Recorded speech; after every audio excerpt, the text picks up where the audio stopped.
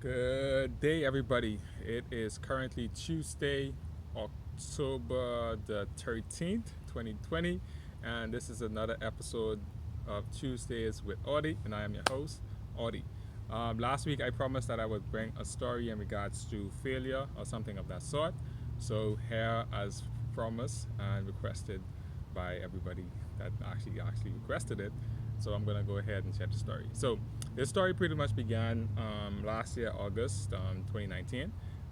So it was in regards to me, getting my first offer in regards to a position to work.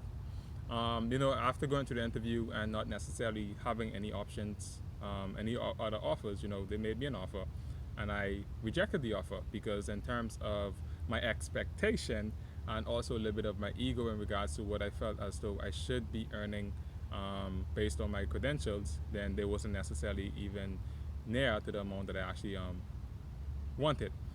So in terms of me rejecting it, I figured, okay, well, something else will come up. But the thing is, I didn't have any other options on the table when I actually rejected the offer. So they called me back and they went ahead and made me a counter offer and offered me something that was a little bit closer to what I actually expected at the beginning. So I accepted it, and that brought me onto a year-long journey of getting acquainted with the education system, as well as what my limits are in terms of what my limits are. Because in terms of me thinking that I was capable of doing my task, I found out that some things I definitely were good at, and there are multiple and many more things that I was horrible at doing, which was some part of a failure to me. But throughout the entire year, I kind of focused on those things that I knew I was good at, and just let the things that I weren't as strong in take their course in regards to me asking questions and trying to learn as best as I could and how to implement and try to find things that work for me with making those things that I knew I wasn't good at more efficient for me, not necessarily being as productive or effective as those other people that I asked those questions to help me with. So, after that year, worked and what's not, they, eventually I ended up earning a little bit more than what the original offer was. So, which brings us to this year, 2020. So at the end of the school year, I was supposed to get a new offer sometime in May or June, or even sometime before that. But throughout the entire summer, I didn't receive an offer. So it wasn't until August that I received a new offer, and come to find out that the offer that I got last year was more than the offer that I got this year. But in regards to the contract negotiation, when I first got the first contract, they told me that, okay, well, at the second year, it's going to be an additional, I guess, percentage increase based on what you made in your first year for your second year. But surprisingly, it was a percentage decrease from what I earned from the first year to the second year. So now, coming from what I'm accustomed to, I know a lot of people are going to look at this and say, well, you privilege, but no, I am not. Some people are going to be like, yeah, you are pretty much, you have things in order in terms of how you want them to, or some other form of critique or criticism or something else along the line of making it seem as though, I don't appreciate anything, or I do not appreciate anything for that matter of fact.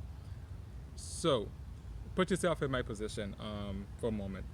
So you were promised to receive something the before you even got into this particular engagement, and coming towards next year, you came to find out that you are not going to receive what you were promised, but instead of receiving what you were promised, you are going to receive a deduction, a significant deduction from what it is that you were promised and originally what you were earning. Now, taking another consideration is that everyone else around you most likely received a percentage increase, and you didn't. And not saying in terms of credential or anything along that line, because credentially I am more qualified in terms of what I bring to the table credentially than most of the people at the organization. But what I am not at is that they have a whole lot more experience than I do. And even the people who actually this was their first term in terms of teaching, from the base that they usually would get when I started, they had a significant increase from the base that they usually would get, in the fact that if they were first year teachers, because it was education that I was working in. So, so yeah, after I realized it, I took the contract, because it's every year you sign a contract. I took the contract and told them I wasn't going to sign it at the spot. So I took it home. I said I was going to take it home and look it over and then make a decision. Fortunately for me, the week or the Friday before I actually went in to get this new contract, I had a interview with another school that wanted to actually make me an offer. And then the day I received the contract from my current employer, which was on a Monday, they asked me to come in that Monday afternoon to kind of walk around the school and pretty much just sign a new contract for the new school which I had the interview with. So come to find out that their offer that they were offering me, the offer that they made me, was better than my current employers.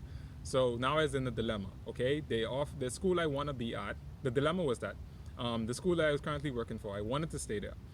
They wasn't offering me anything near to what I earned the previous year, but I enjoyed the environment. I enjoyed the people that I was working with, and especially the kids. Oh my gosh, the kids were a dime a dozen. I think every school say they have the best kids, and I think it is a subjective term. But nonetheless, once you, as a teacher or any educator, once you get invested into teaching a certain set of students or within the environment, I think your decisions are not based on anything in regards to yourself predominantly. It's based on more so on the students and their well-being and how much you can impact them or better help them understand or even become the best students or best individuals that they could become in society.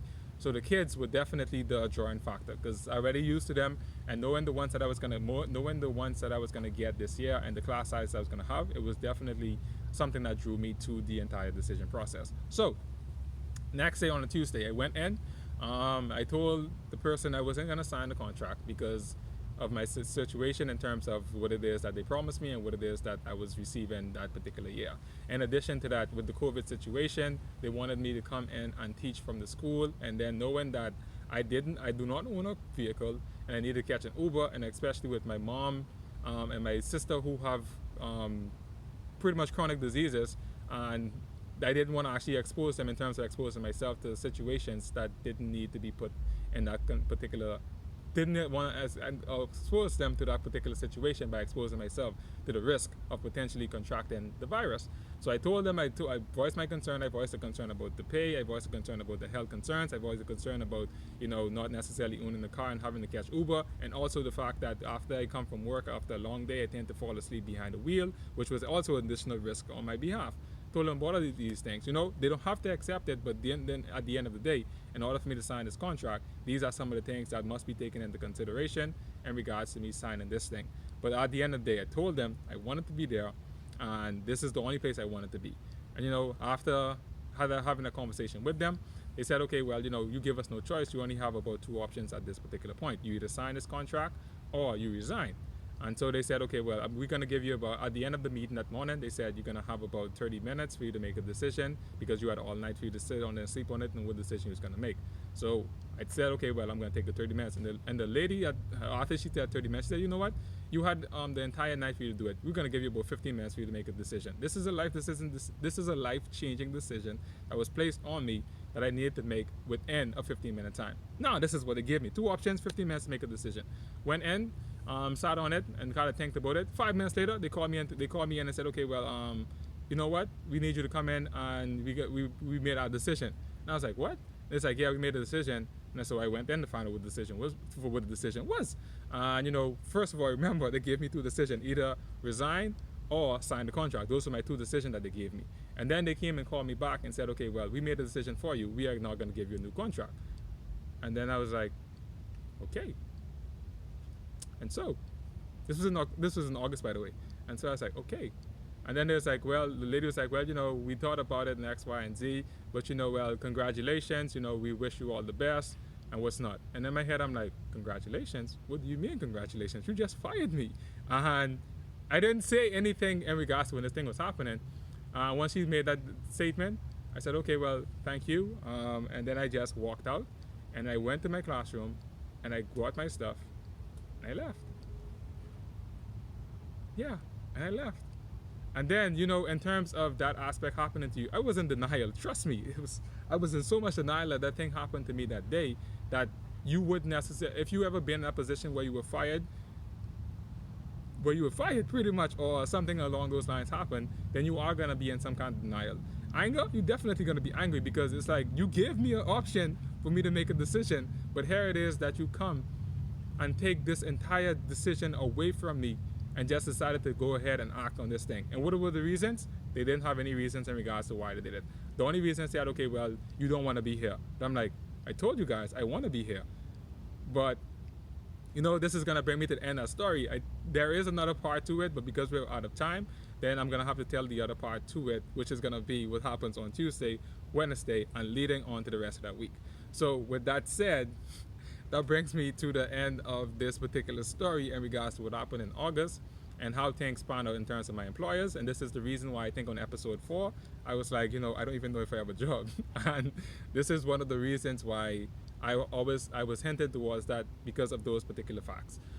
So yes, we're gonna continue the story later on for the rest of the next 2 weeks. And like I said, if you have any topics that you want me to discuss in regards to something that you feel also is important, just drop it in the comment. But for the time being, yeah, that's my story in terms of expectations, ego. I think in terms of taking care of yourself and making sure you take care of your responsibilities, because my responsibility at that point was pretty much making sure I was safe and making sure my family was safe. I wanted the job because the job is going to help me in order for me to provide my basic needs. But if that job is going to hinder me providing for the people that I love, then how much importance do I place on this job that can potentially replace me, or I can replace on top of my family that cannot be replaced, and it cannot be replaced, period. There is no thinking about that, because there's going to be some form of trade-off at the end of the day. So what do you want to trade? Do you want to trade your family's well-being and health, or do you want to trade the job or the thing that provide you to give you the provisions to have the things that you need in order for you to provide for your basic needs? And at the end of the day, this is a decision. I cannot tell you what to do in terms of it, because we all are going to be forced with making decisions, and we always going to be given a choice to make at the end of the day. And you have to decide which choice is going to be best for you, not just for you, but for those people that you also want to be impacted by your decisions. And that's it. With that said, this is another episode of Tuesdays with Audie. I am out. I am outie. Deuces, peace, love, and enjoyment. Haha. And see you all next week Tuesday for a continuation of this particular segment of Tuesday with Audie. Until next time, deuces.